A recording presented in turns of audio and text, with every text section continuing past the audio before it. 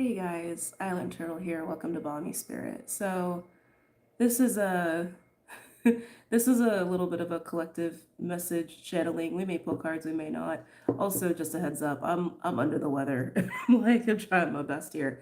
Um, I won't lie, this might be a little heavy, but I think it's gonna be an interesting conversation, and I'm just flying by the seat of my pants, doing what I feel guided to do. So if you're here with me, welcome. Let's go on this ride together, okay? No, first of all, I've been trying to do the Cancer reading, and so this was coming up a lot in relation to Cancer's energy. Oh, hello, hi, we got some people climbing in here.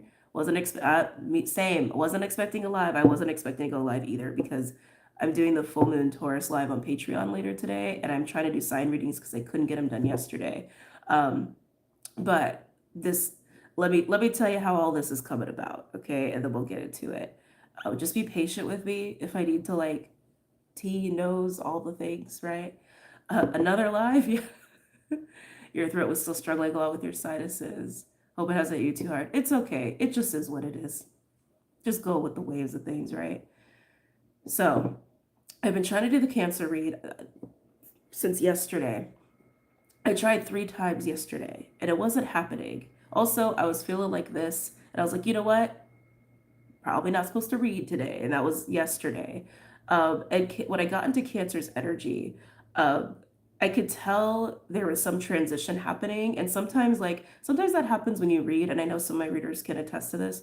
Like when you're trying to read a collective message, or you're trying to read for a sign or whatever, sometimes a transition's happening, and the reading needs to come later after that transition, right? So I was like, all right, I'm just accepting it. Went about my day taking care of myself and getting all my provisions for all of this. So today, try to get into the Cancer read again, and it's like then this message came out, and as I was starting the Cancer read, and I'm talking about this, I'm like, oh no, this is bigger than Cancer. I need to do an Island Turtle Talk episode. I'm like, no, fuck it, I'm just gonna do a live. We're just gonna do a live here. Um, Cancer was searching for satellite signal. LOL. I hope you're fine. I'm okay. I know it sounds not good. Um, I'm okay. I'm okay. I promise you, I'm okay. I am doing what I need to do to take care of myself. Um, but let's get into this. So, with Cancer and this collective energy, something that's going on right now. I'm sure some of you guys saw that I posted a video for anybody who's working through the mother wound right now. And that's what this relates to. But it's even bigger than the mother wound. For some of you, maybe experiencing it as the father wound, family wound. And then I'm like, oh no, this is collective. That's what this is.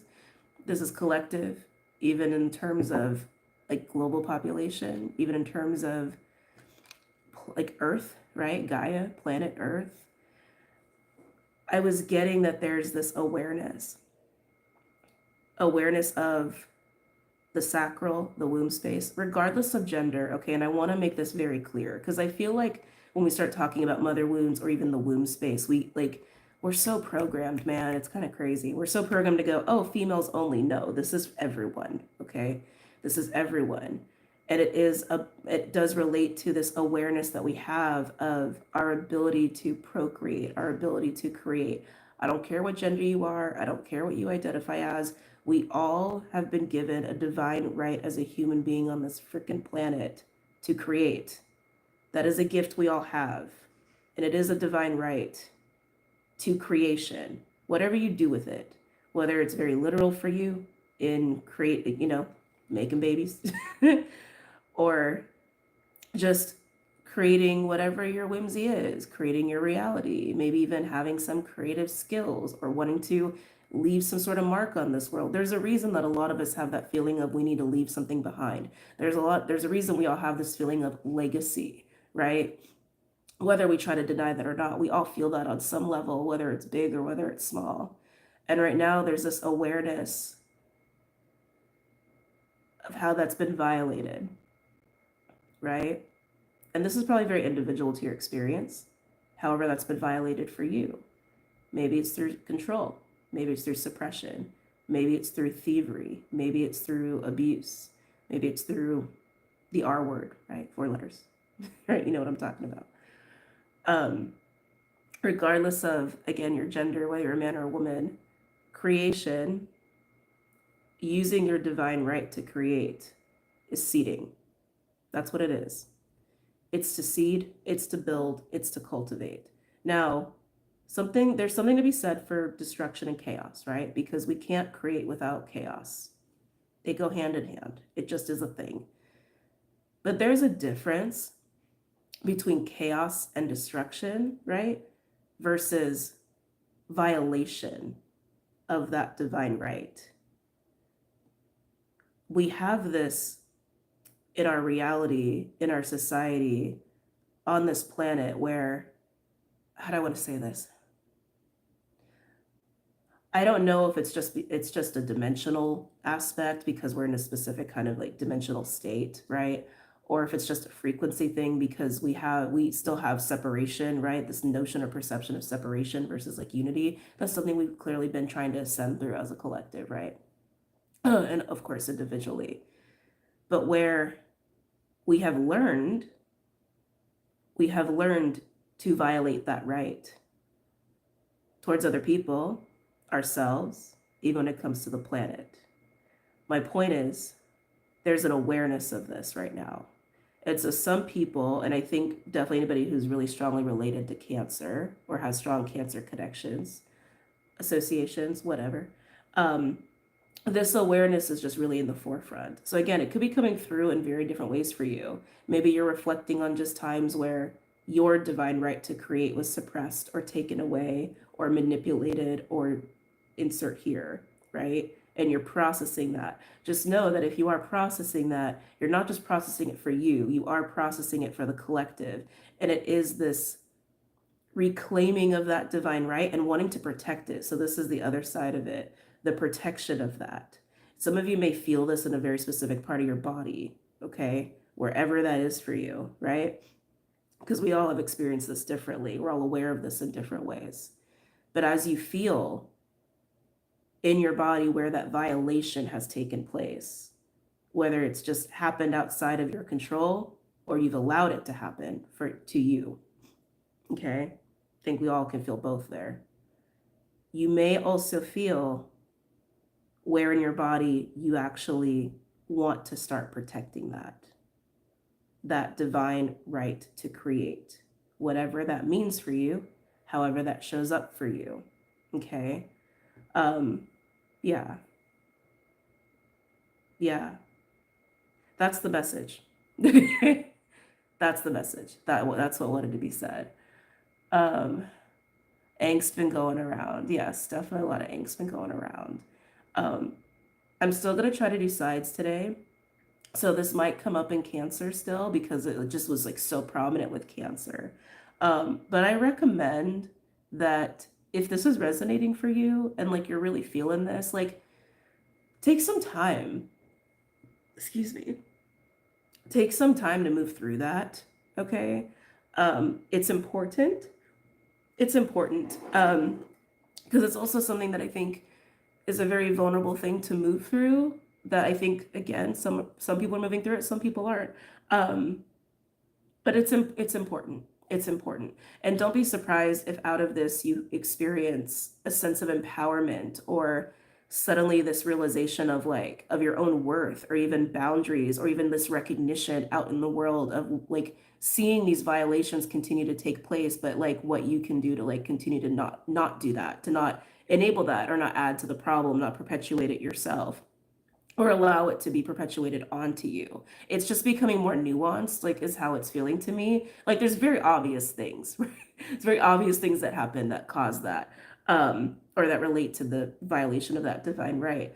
But you may notice even smaller detailed situations where it's like, whoa, the pervasiveness of it, the pervasiveness of it. Hold on. They're showing me a spider.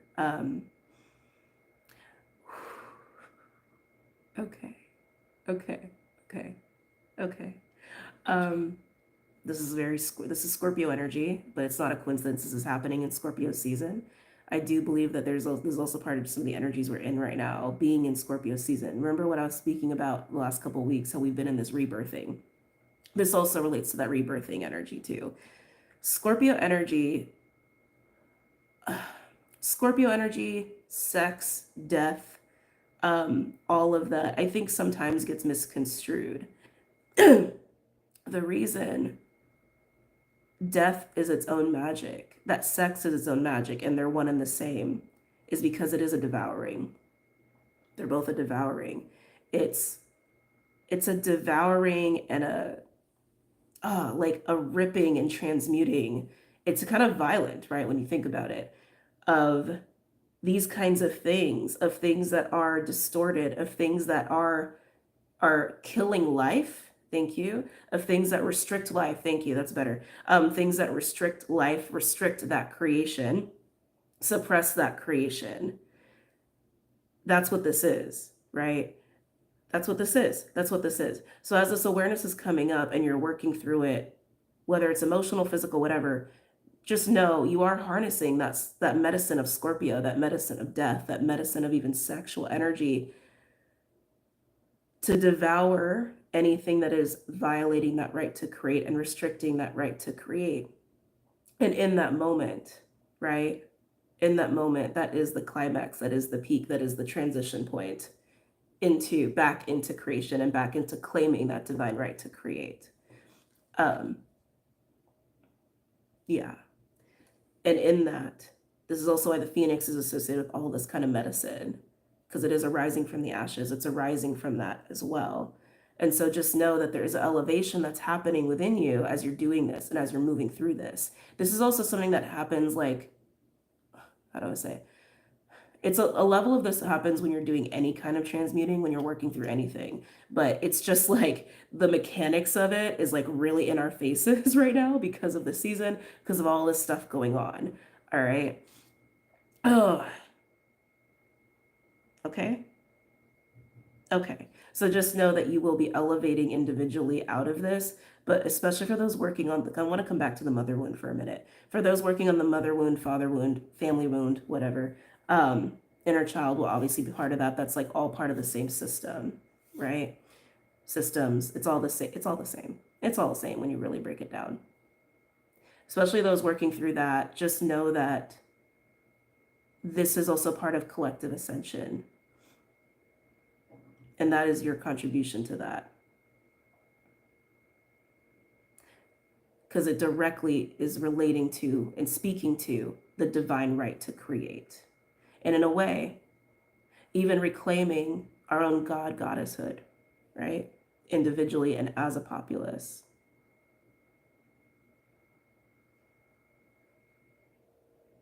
Yeah. Yeah. I think that's it. I think that's it.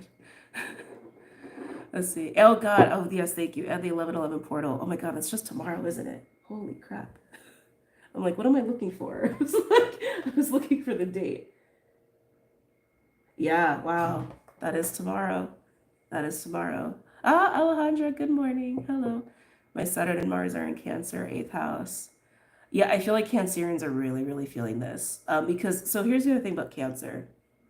So some of you guys know, I sit at ceremony a lot. I commune with spirit a lot, and they get a lot of interesting information and downloads that I just like, all right, I'll just write this and save this for later. Cancer, something I have learned about Cancer, just by communion with spirit. The reason Cancers are so empathic, the reason they're so sponge-like with energy and emotions is because they are a vessel. They are the mother. And that's what a mother is. A mother is a vessel.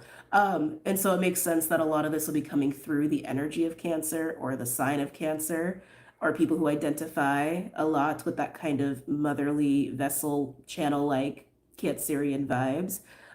Or if there's a lot going on in your 4th house right now, you could be experiencing it like that too. Yeah, where's Venus right now? Oh yeah, Venus is in Sag. So Venus is moving into Capricorn soon. So like some of you could have that in your 4th house, for example. But again, this is collective. This is absolutely collective, but it's really coming through that. So I will try to do the Cancer reading for how many times? For the 5th time. I don't think the message is going to change, but I'm going to try. Don't know why, but YouTube didn't want me to watch, kicked out twice. It's because this is a big message. It's because there's a lot of energy in this message. Would you be able to provide your ways that you stay grounded when your energy is engaged in the spiritual realm so much? Oh, Well, oh, hold on a second. Oh. There's so many things I want to say in response to that. First of all, everyone works differently, everyone functions differently, and everybody has their own unique skills, gifts, right? That being said, I want to choose my words carefully here. I do what I do and I work the way that I work because I'm supposed to, because this is just how I innately function. I actually would not recommend that, like, how do I want to say? I would not recommend that people hang out in the realms in the way that I do. They should do in the way that they should do, if that makes any sense. So there's that portion. So, like, I don't know what your experience is like with, like, being in the realms, if you will. But just always honor how it feels right for you, right? That's always like what I tell people. It's like, it's got to be your unique way. It's got to be the way that works for you. It's got to be the way that feels right for you. I can tell you what goes on with me. I can tell you what I do, and how I work, but that's how I work, right? Um, you got to work the way you work. But just wanted to say that. But when it comes to grounding, honestly, it's like, how do I want to say this? It's a diligent practice, right? So it's like having a morning practice, having a nighttime practice. Anytime I'm going to do any sort of ritual, ceremony, readings, I have to ground first, right? Because the more grounded you are, the like right, like the tree, like the more vast your root system, the deeper it goes, the stronger it is, right? It's like the stronger the branches, the stronger the tree. Um, I have my own like visualization grounding practices. I've also just learned a lot over time and through practice how to shift my energy to be very grounded. And I do utilize the grid sometimes. Going out in nature, utilizing trees is also great for that. There's so many ways to ground. There's like literally infinite ways to ground. Some people really prioritize um, consuming foods that are like very root based, like potatoes, for example, or working a lot with herbs and like drinking a lot of tea. Like there's so many ways to ground. Some people choose to walk barefoot, some people choose to lay on the earth as much as possible. There's so many ways to ground. Grounding is great. Centering, I think, is more important. And the difference is grounding is getting deep into the base of your body, right? And some people will equate that to actually connecting to the earth's grid or the earth's energy to like anchor you and hold you, right? But centering is different. Centering is actually being able to hold yourself at your center in your like in your between your solar plexus and your heart space. And that came to me like maybe just over a year ago, like how important that is and also how different it feels, right? Because when you're truly like centered in your body in that way, in your energy in that way, your tree is actually more balanced. Your chakra systems, like the way you're holding your energy is actually more balanced. Because if you think about it, if you're holding all your energy like way down in your lower body, it's not this true center. It's like you're holding it like at one end versus like being all the way up here. You don't really want to be all the way down here. You want to be here, right? To hold a true balance. Um, and I found it to feel way more solidifying, actually. I felt when I first started getting into that practice of centering, I felt like my field was like a lot more solid. I felt, yeah, I just felt more solid. I guess that's all it needs to be said. Don't need to make it complicated. That's all that needs to be said. I hope that answers your question. Um, who you are as a human is your creation. Yes. I have Venus, Chiron, and South Node in Cancer. Ooh, 10th house, and North Node Capricorn in 4th house with Aqua energy. So you're feeling it. So you're feeling it. You're really feeling it. I don't think there's a need to pull cards on this. I think this is very clear. The topic made my solar plexus super warm. Yeah. There's just a lot of shifting with the topic at hand. Your videos are so soothing. Oh, well, thank you for saying that. I appreciate that. I would prefer to be soothing and comforting. versus not, right? Uh, I feel like time is absolutely at its fastest. Yeah, time is weird right now. Time is weird. I feel actually last night I was getting ready for bed and I was like, oh shit, am I like outside of time and space again? I'm like, what's like I was trying to feel time. So it's funny you bring that up. Okay, I'm glad you brought that up. I was trying to feel time and I'm like, damn, I can't feel it. I'm like, oh, I'm like, so when that happens for me, and maybe this will be helpful for some of you out there who like do, light work, etc. Um, I how do I let's say this? My essence, I've been starting to use the word essence a lot actually, which may be a new word coming up in the collective to use, but my essence travels a lot, even like my in my waking state. And when there's big shifts like this going down or there's a lot of portals, like timeline wise, my essence is kind of all over the place. And so last night I was very aware that like my body's here, my essence is doing shit in other realms and timelines and things. Um, Actually, oh, there's something coming up with that. Oh, maybe we will put cards today. Hold on.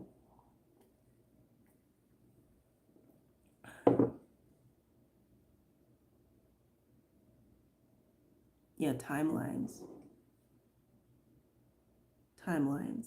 Oh, this is reminding me of the Aloha Friday video. So for those who haven't seen it, by all means, watch it. You don't need to watch it if you don't want to. But um, the main collective message in the Aloha Friday video, well, not main, there was a few parts to that, but like the first message that came out um, was about these like portals, about portals, portals and like things coming up and out like from the past or like things coming out to show you your fear, trickster energy, things like that. They're not innately bad. It's honestly just the agents of chaos is really what it is. I've actually been marinating on this since the Aloha Friday video. It's just agents of chaos, fractals of chaos. Um, that's all it is. But with timelines, I'm feeling something with that too. I think this is also why it's important to like take your time to like move through some of this stuff that's coming up in relation to the violation of your divine right to creation.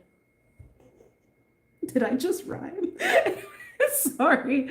Um, because I do believe that there are some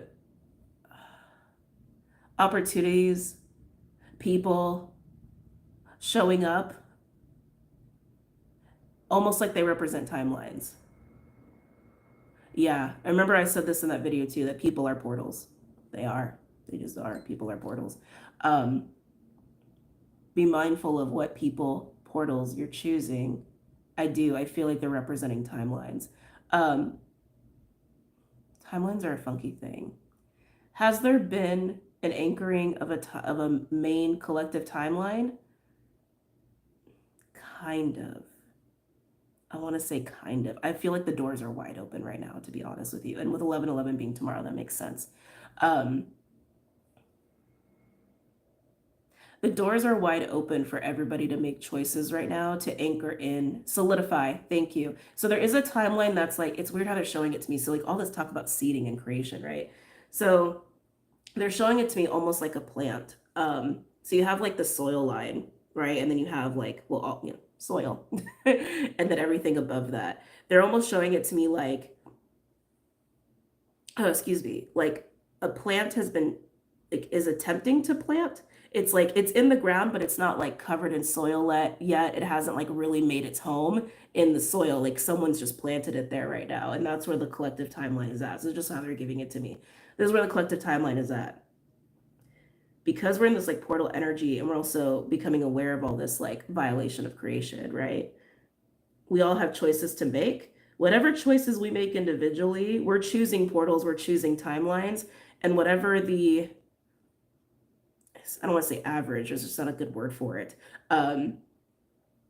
Whatever the overall decision ends up being made across the planet, that will solidify what timeline we truly anchor in and attach to. Solidify. They're saying solidify. Okay, sorry. that will that will dictate the timeline that truly gets solidified. Yeah. Yeah. So choose your portals, people, carefully. I feel like this is also speaking to community. So I spoke about this a little bit too in the Aloha Friday video. Um, just, community, just community as a theme and how that's important right now. But community also involves obviously choosing people. The people you choose that will help to solidify the timeline, not just for you, but for everyone else.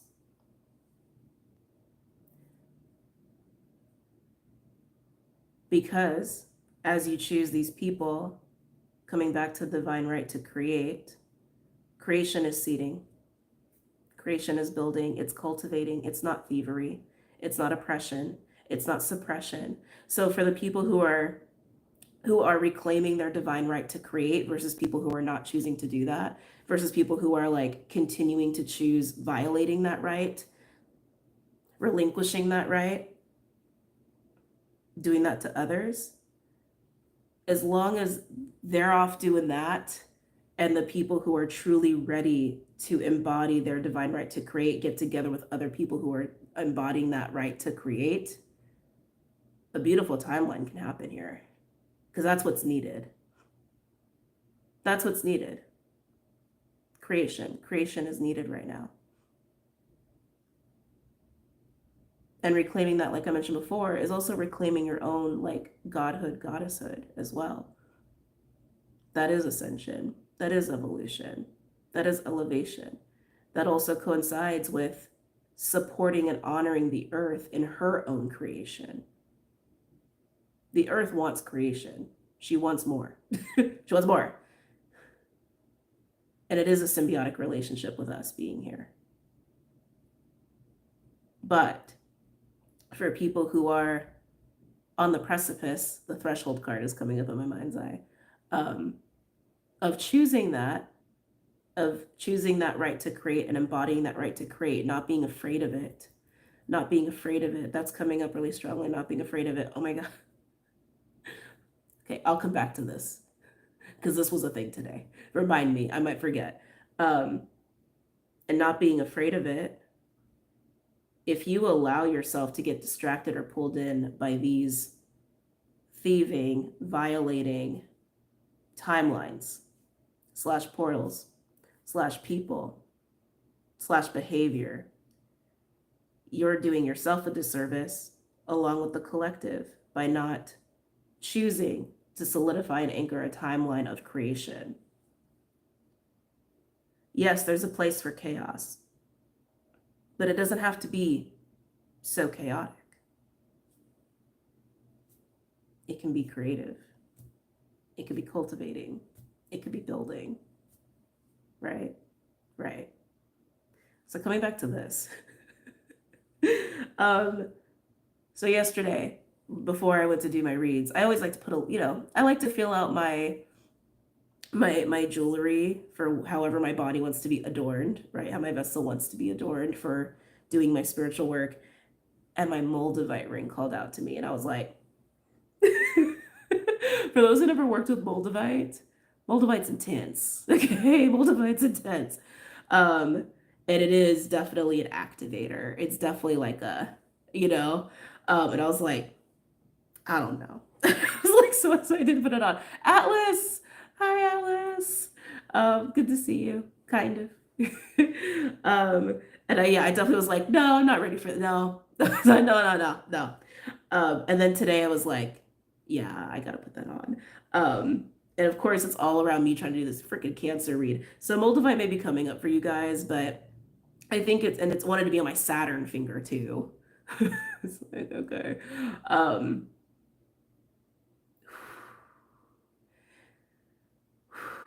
Yeah. Just don't be surprised if you're cold to Moldavite. Uh-huh. It's interesting because like I actually equate Moldavite to chaos a little bit.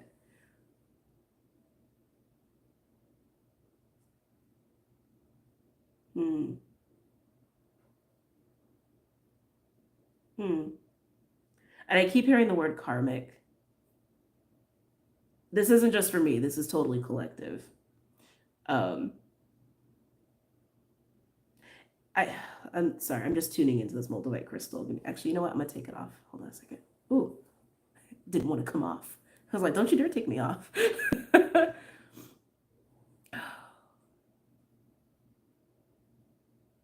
So for those who don't know, Moldavite is a meteorite, but this feels very volcanic. We do have the full moon Taurus coming up. Like I said, I'll be live later today on Patreon to talk about it. And I was kind of feeling that. I was feeling like, you know, like earth shaking, doing stuff. Oh my God, it's reminding me of a dream I had. Okay, we're just putting pieces together in this moment, okay? I had a dream sometime in the last week. I'm gonna say a week and a half. It was very apocalyptic. I'm not predicting anything. Don't get scared.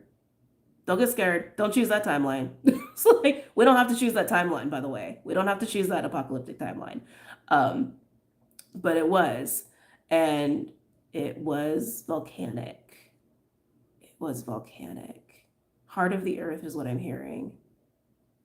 Oh, what are we talking about? What are we talking about?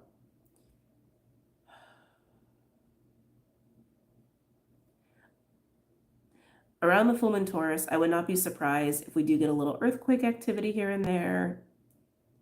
I don't think we're going to get any like volcanic activity. If we do, we do. Again, don't be scared about that. Don't worry about that. Everything that's happening externally is also just a manifestation of just the collective energy, right? So just be mindful again of like what you're choosing. They're reminding me too of what I've been talking about the last couple of months about mastery of the mind. This is also why we have been mastering the mind, because belief and your choice and perception, all of that drives the timelines that you're choosing, including the people and portals you're choosing. Okay. But I want to come back to this Moldavite here. There's something about the core of the earth, the heart of the earth, that wants to be recognized, connected to. I don't know who needs to hear this. I feel like, okay, I feel like there's an activation warning coming in here. Like, warning activation might be coming in this live.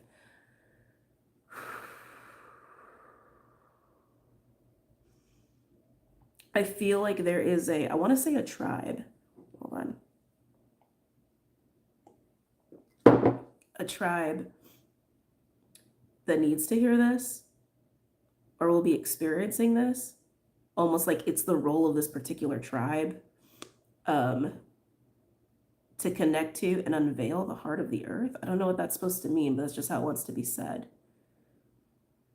That's just how it wants to be said.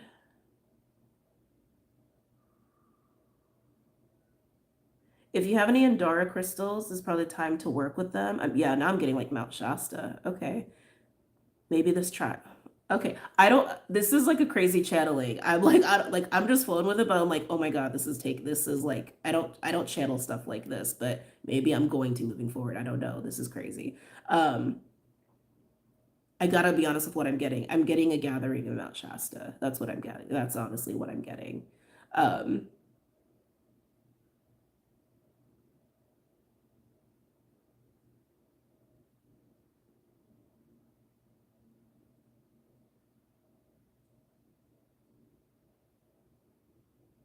Yeah. Yeah. A gathering in Mount Shasta. Whoever needs to hear that. Or if you've been, I got chills all over my body. If you've been thinking about going to Mount Shasta, if you've been thinking about going to Mount Shasta, there's a reason. There's a reason. There's a reason. Literally, my whole body has chills and goose pimples right now, spirit pimples right now. What is Mount Shasta? Oh, another video. I want to stay in this. Another video. Google it. There's tons of videos on Mount Shasta. I want to come back to this karmic energy. Oh, excuse me. Okay, well, some energy wanted to move there. Some of you are learning how to banish. Like literally getting a box, like putting things in a box. Maybe this is a ritual you did. Maybe there's a ritual you want to do. Be careful with those. Is what I want to say. Be careful with those.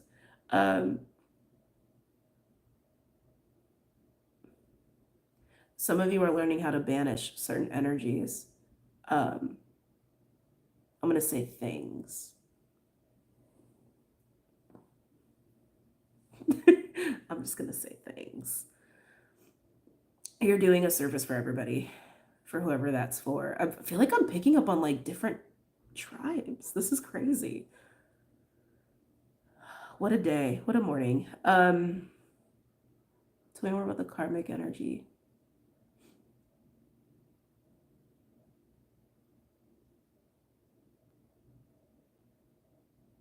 Some of you are learning. Oh, I feel like I'm picking up on another tribe here. This feels very like higher heart, I want to say. Like this next tribe or like group of people, it's like a shared skill or a shared gift, and it feels very, very heart-based. Almost want to say angelic like, but it's a lot of love. It's a lot, like almost like Kuan Yin vibes too. A lot of love going on here. I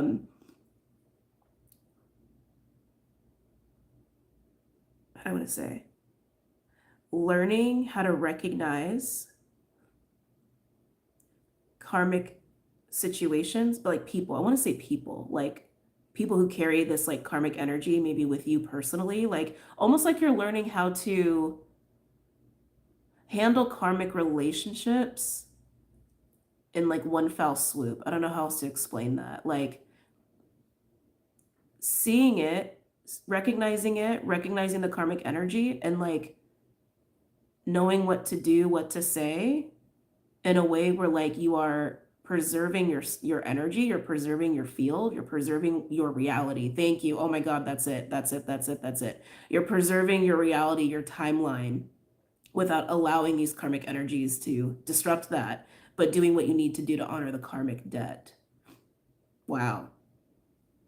Kudos to you. Okay. Can we all have that gift? Can we all have that skill? It's like, that's crazy. Yeah, learning how to preserve your timeline, your reality, but honoring karmic debts where you need to honor them. It feels very much like angelic healing for others, but like in a way where you're learning how to really like hold you and your reality. That's very nice. Is there anything else? This is a crazy live. Anything else that wants to be said? Mentioned? Oh, I'm getting the ocean. I always get excited when water comes in. I'm getting the ocean. What's going on with the ocean?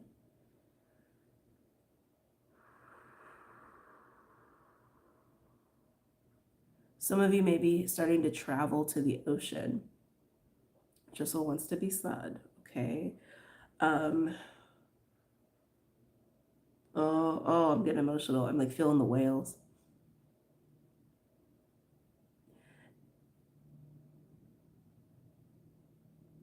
Okay. Hold on. Can I say that? Oh, damn. Because like this live is so crazy. I'm also like, why are we really talking about these things? And they told me I can't tell you. Okay, fine. Fine. What's going on with the whales? Oh, that's got Lemuria written all over it. And Sirius, definitely getting strong Sirius too. Merging.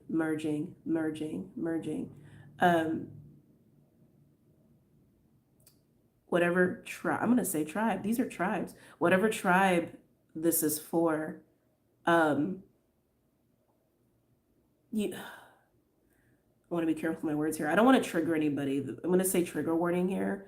The tribe I'm speaking to, you've probably ebbed in and out of the belief perception of like twin flames. You may have experienced a lot of themes of like more than other people. I want to make that very clear, like off the charts themes of polarity, themes of mirroring. Because there's something going on here with Lemuria, and I do want to say devouring the distortion of Atlantis, but it is emerging though, and I almost want to say it's like It's so hard to describe. I feel so. Hang in there with me.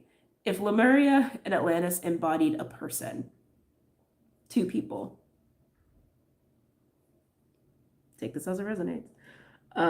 It's almost like Lemuria is like holding Atlantis, healing Atlantis. That feels very timeline, but I'm feeling this connection to tribe with that. Like there's a tribe that's like experiencing this, dealing with this, handling this. That's their role, to handle this,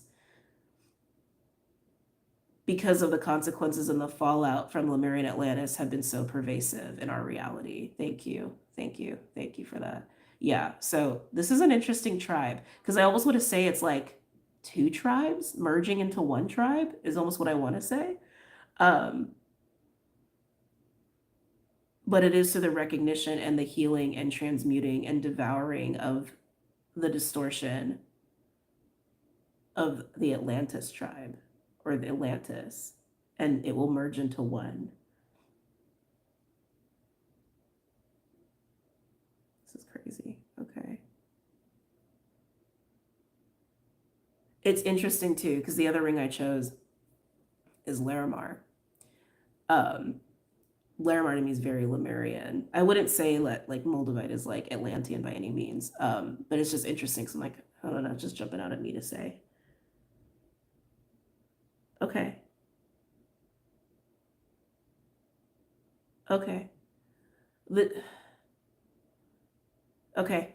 The tribes in relation to this Lemurian Atlantean merging union, I actually want to say that tribe is really feeling the shifting that I started this video with, of reclaiming the violation of the divine right to create. That makes so much sense. Like, oh my God, that makes so much sense. So I don't know what your beliefs are in terms of Lemurian Atlantis. Your beliefs are your beliefs. Your truth is your truth.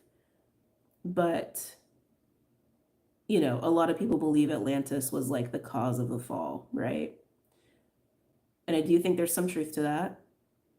For me personally, I'm not, again, whatever you believe is what you need to believe, because I think there's also some weird timeline stuff in terms of all that too, where some people remember different things. I'm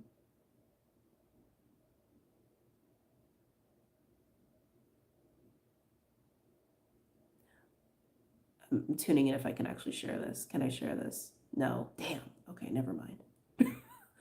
Never mind. They said stop. Okay. I guess we're stopping.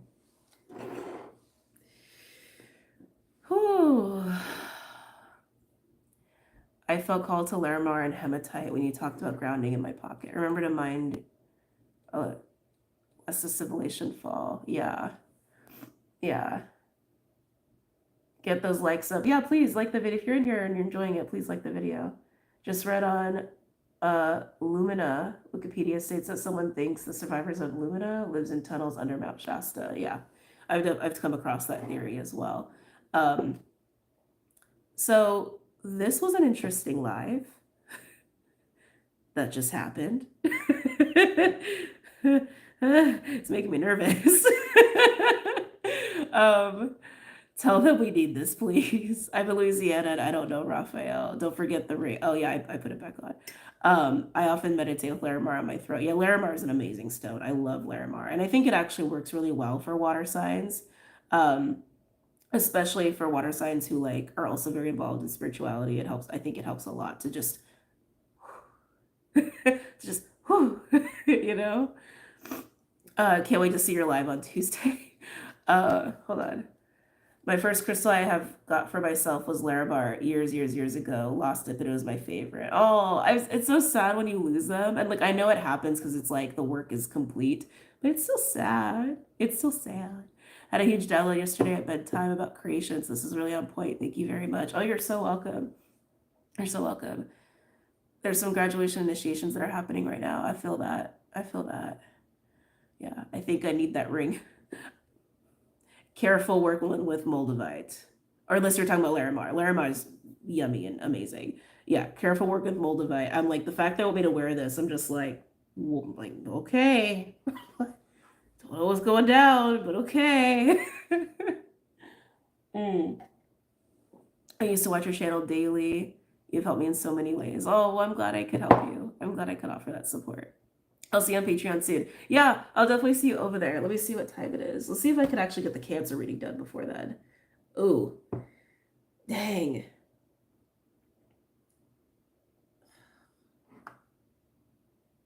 Don't mind me. Just thinking about logistics for the day. Um, oh, apatite is nice too. I love me some apatite. That is so good for the throat. And I love the color because apatite is like that deep, like oceanic kind of blue. Mount Shasta sent shiver. I know. I was like, whoo. I was like, okay. It's like move that energy away. Patreon in a few hours. Yes, please, Cancer reading. Well, so I always do signs over the weekend, and they post early on Patreon for my patrons, and then they post throughout the next week, the following week for YouTube. That's why I was trying to do them yesterday, but it wasn't the day. I'm interested to watch Cancer. It's my 7th house. No personal placements. Just tuned in. You're so brave showing up under the weather. It's my Capricorn. It's not bravery. It's my Capricorn stellium going like, go do. Go work. That's all. It's not brave. It's my Cappy. That's what it is. I love Blues Goosebumps. Mount Shasta. Will you do Aries this week? Yeah. So Cancer, Aries, and Aquarius are on the schedule to be done. So I do you probably have seen the pattern by now, right? I do certain signs together. I wear a Moldavite necklace daily. I randomly put on, I can never say that one. Because my brain always wants to go Pedialyte. I'm like, it's not a drink. Lepidolite, thank you. Ring yesterday. My brain is hot and buzzing. Yeah, how does it feel having so many 7th house placements? Not great, to be honest with you. My 7th house is Capricorn, and I have like Saturn, my moon, my Neptune. Uranus is right on the brink. My Uranus actually technically is in my 6th house, but it's like really close. It's actually, Uranus is technically conjunct my descendant. So it is kind of my 7th house. It's my my descendant. I'll be honest, it's not great. It's not great. How do I want to say? Let's just say relationships are a huge factor in my life for growth, for teaching, learning, healing, all the things. It's not so fun sometimes. It's gotten better, right? Because over time, it's like any challenges you have in your chart, you learn how to deal with. You just learn over time. So it's not as bad as it used to be. But yeah, my relationship life has always been atypical and probably always will be with Uranus conjunct my descendant, while I also have Saturn in my 7th house. So, okay, I'm gonna talk a little bit, but then I'm gonna go because, well, actually, you know what? Screw it. I can't do Cancer before I get ready for the full moon live because I need like a couple hours, 3 hours really, to get ready for the live. And I'm like, I have less than an hour to do Cancer. It's just not gonna happen. So I'll try to do signs tonight. I also feel like Spirit's gearing me away from sign readings. And that's probably also why I felt the need to go live and not do Cancer. So I'm just kind of watching the signs here. But anyway, let's talk about Saturn. Wherever Saturn is in your chart, people will tell you different things. This is just my opinion. It's, again, not a universal truth. It's just my opinion. All right. It's just my lens of reality. Wherever Saturn is, it debilitates the house. It doesn't mean that like that house will be forever like crippled. Like it doesn't mean that, right? But it definitely adds this restriction in that house because Saturn likes to add pressure. Saturn likes to apply pressure to enable growth. Really is what it is. To enable growth and to enable learning. That's also why it has a bit of a destructive quality, but that's also why it correlates with discipline, right? And work ethic. So for me, having Saturn in the 7th house, my relationships are rarely easy breezy. Rarely. Can I even think of one that has been easy breezy? Not really. No, not really. But also because it's Capricorn, and then I have like my moon there too, and Neptune and Uranus. Um, I'll just be honest with you. I've had like historically, I've been very like, I'm very serious. I can be very serious in my relationships. Um, And I also find that like the rewarding relationships for me are relationships where I can build with somebody, where I can cultivate with somebody, where that just is important to me. Like I don't just want a relationship for the sake of a relationship. Like it has to have a purpose, essentially. There has to be a purpose. There has to be some sort of like goals at play that don't even have to be about relationship itself. But yeah, it's been a lot of learning for sure. I have Saturn in the 11th house and it's very isolating. Oh, I'm sorry. We're my fellow Saturn return friends. How we doing? Saturn in Leo, third house retrograde. Oh, oh, I'm sorry. That sounds a little rough. And there are definitely some where I'm like, damn. And it also depends, right, on like what other aspects are going on in your chart as it relates to Saturn. And also, as I always say, the big picture. The other thing that makes it funky in my chart, I have two finger of fates. Um, and one of them is like super malefic. It's just like makes so much sense. Between my Mars in Gemini, my Saturn in Capricorn, and my Pluto in Scorpio. Just it's yeah, it's been a ride. It's been a ride.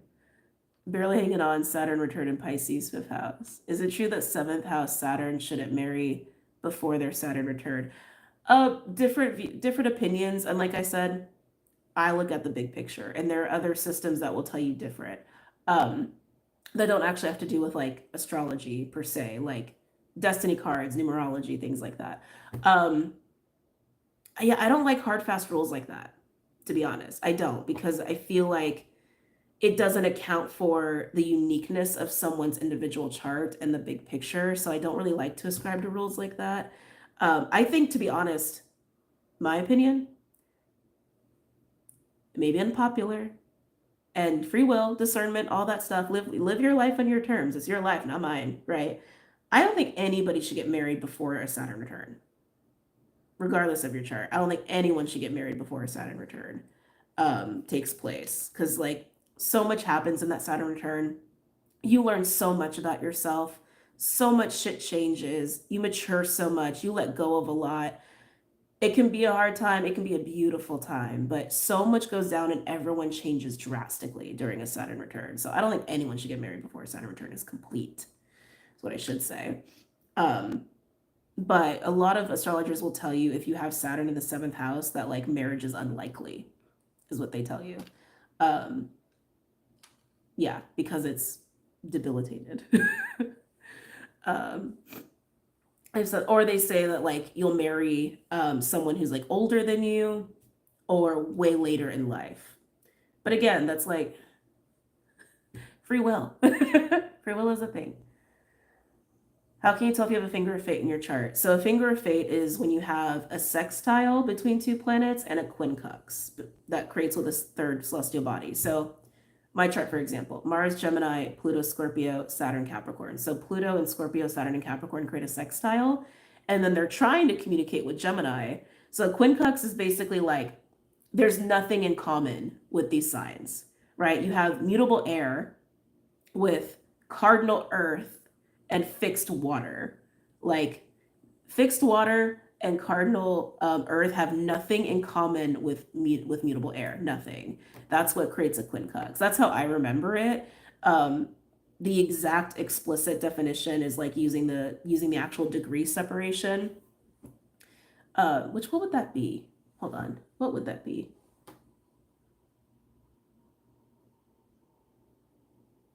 The exact opposition will be 180. So maybe it's like, so 150? I think it's 150 degrees. If that third celestial body is 150 degrees away, think that's what it is. I think. Always look it up, but that's how I remember it because it just makes it easier to remember. Yeah, so that's what makes a finger of fate. That's what makes a finger of fate. Some people will tell you that it has to be between planets, not asteroids or dwarf planets. I don't ascribe to that, but that's just me. Because a celestial body is a celestial body. Why wouldn't it have an effect? Right? That's how I think about it, but that's me. But that's one of my finger of fates. And yeah.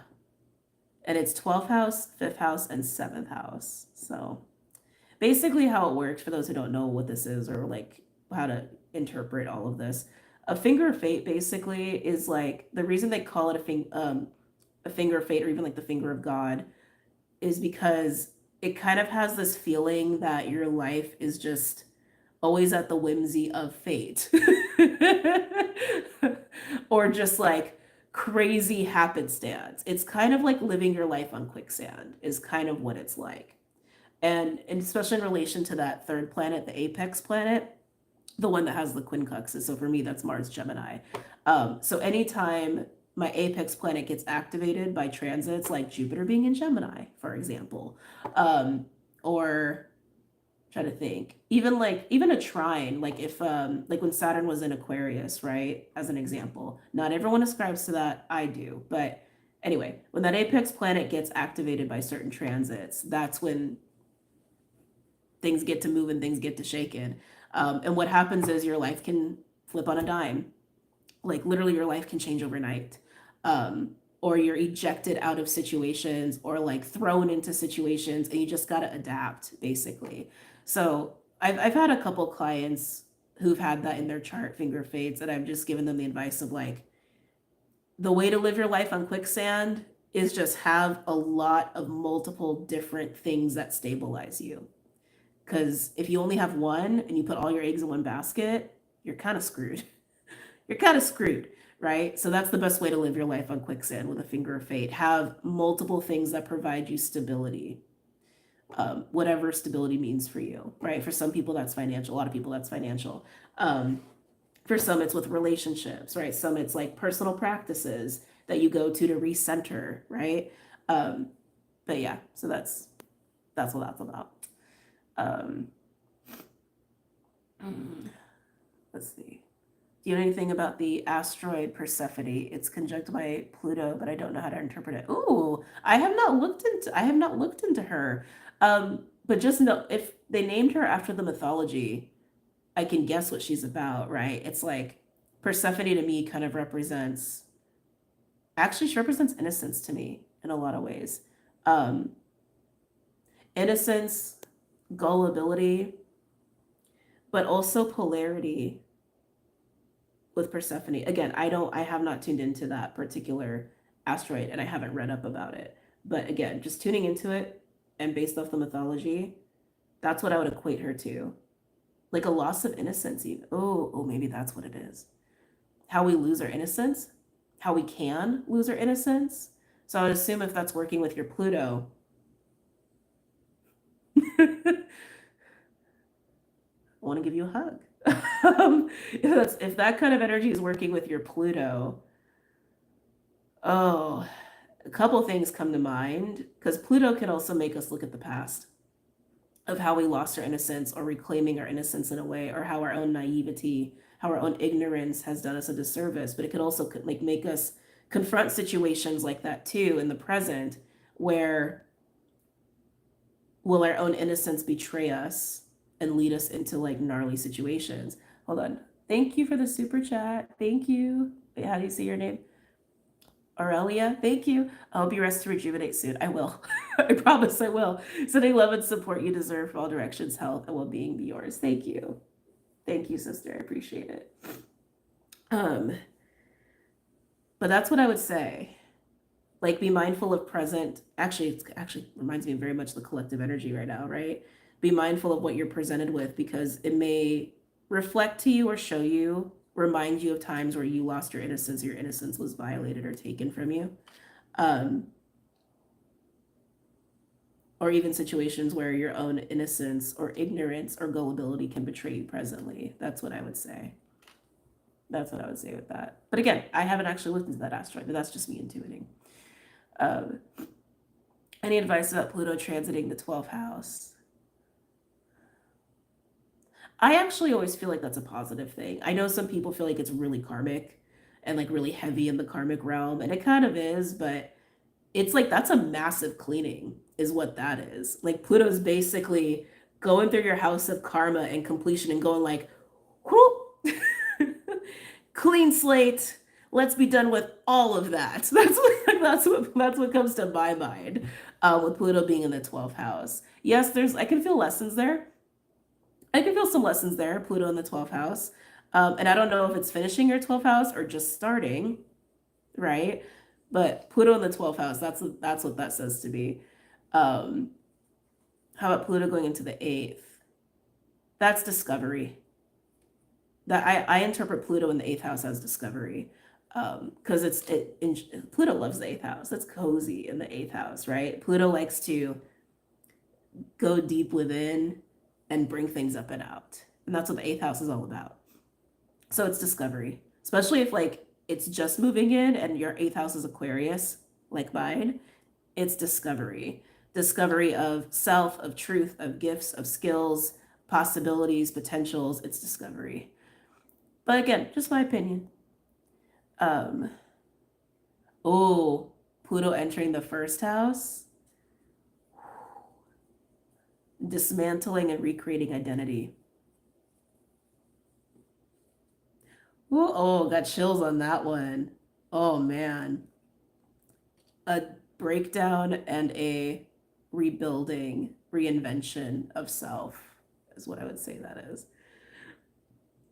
Oh, excuse me. I'm currently going through my Saturn return in Pisces. I've been meeting more people who are going through their Saturn return, and I'm like, why am I meeting these people? And I'm like, oh, I'm just supposed to like, bloop, just supposed to activate them, just like catalyst. There you go. Enjoy that shakeup. Sorry. I've also, sorry, a little tangent. I've also been aware that like I am very much in this state where I'm like activating people left and right, and I'm trying to be very aware of that, and I'm trying to be careful, but like, because I get that like some people need it, but also I don't know. I'm like, God, there are times when I'm looking at someone, I'm like, I don't think they're ready for that. I really don't. But spirit puts me in places where I need to be, so I just trust it. Hayoko wants to breathe free and flee. Yeah.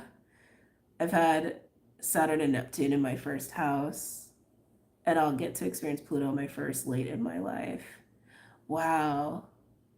Something about that feel like I was getting very like sun vibes with that. Something about that feels really, really, really good. I know like late in life is late in life and all, but I don't know, something about that just feels like elation to me, and I don't know why. It's just what I'm feeling. I got chills as you read that. When it hits his Aquarius ascendant, it will hit my Aquarius Sat. Whoa, whoa, whoa, whoa, wait, whoa, whoa, whoa, whoa, whoa, whoa, whoa. It'll hit your Aqua Saturn and square your Sun. And that'll be in your 11th house. I don't know if I'll be in his life at that point, but it got me thinking. Pluto squaring your Sun, which is good because I know your chart now at this point, will be in your 1st house. So it's your 11th house and your 1st house will be squaring off while he's going through his identity stuff, which means your 11th house overlaps his 1st house. I think there's going to be a lot of positive growth between the two of you if you're still in each other's lives at that point. That to me feels good. I think that's actually a positive thing. It might be challenging. It'll be very challenging, very, very challenging. Not to sound all cheesy or dramatic, but it kind of sounds like that's why you're in each other's lives and that's why you met, to be honest with you. Because you're both acting as support and catalytics for both of you to go through massive changes, because your identity is going to go through something too, since it's squaring off your Sun in your 1st house. And it's also going to reshape your vision. It's going to reshape how you see the world. It's going to reshape like what you believe in, what you want out of life. Yeah, it feels very much like divine timing to me, to be honest. Um, oh, sorry, you're Scorpio. Why did I think you were an Aries sun? I'm sorry. Why did I think you were? I thought you were an Aries sun for a minute. Oh, oh, oh, oh. Um, I still think it's going to facilitate a lot of growth for both of you, and I think only you two can do that for each other. But the eighth house energy. I know. Why did I think you were an Aries sun? I'm sorry, my bad. Um, I felt Aries really strongly for some reason. It's like, oh, well, Neptune and Saturn are going to be in your first house next year. Hold on. Because of an Aries rising, yeah. Because I kept feeling first house like really strongly, and I'm like, oh yeah, duh. Neptune and Saturn are going to be affecting your first house too. Um, which will affect your identity. That will affect your identity. While your eighth house is also going through it. I still feel like you both are going to be helping each other through that for sure.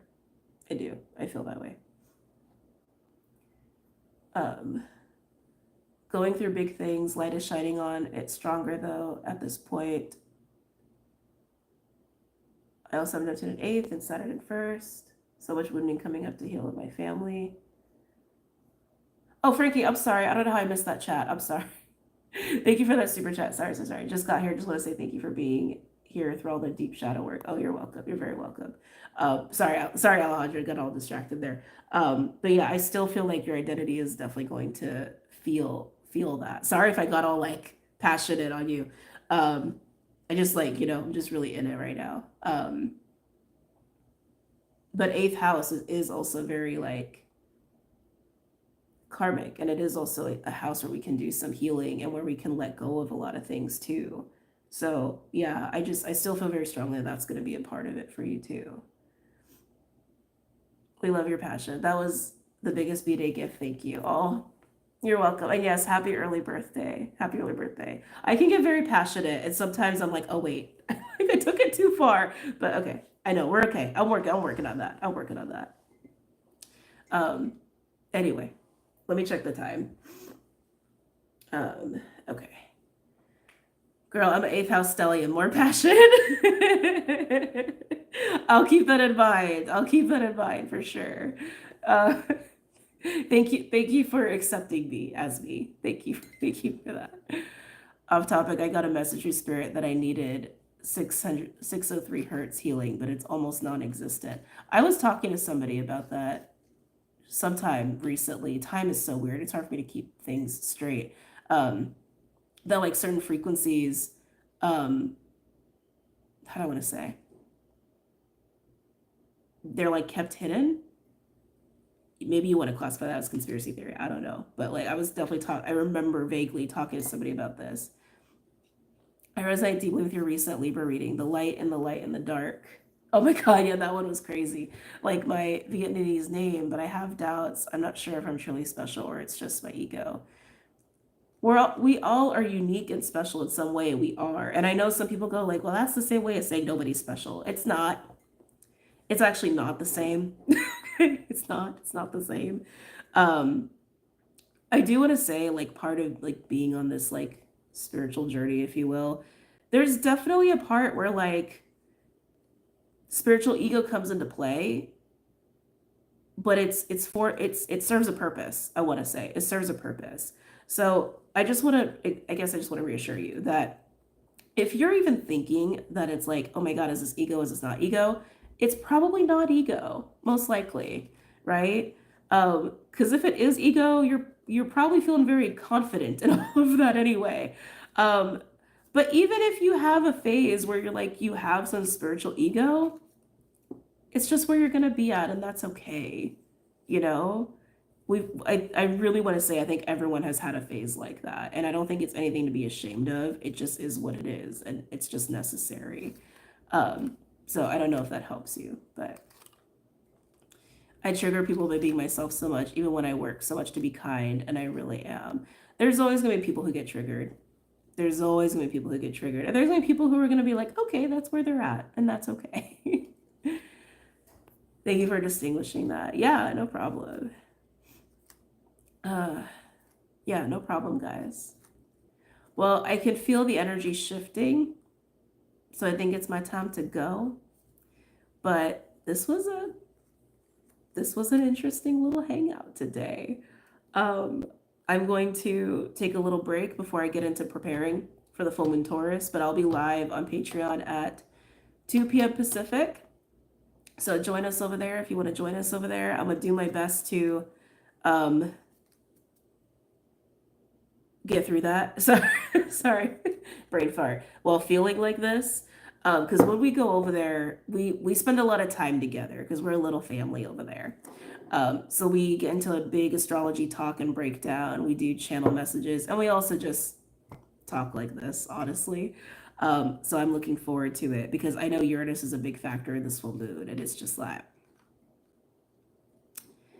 it's gonna be interesting to say the least. But I'm gonna go. Again, thanks for hanging out, and thank you for everybody who sent the super chats. I love you all so much. I hope that all the messages that came through have been supportive for you guys, and I will see you guys later, okay? Take care.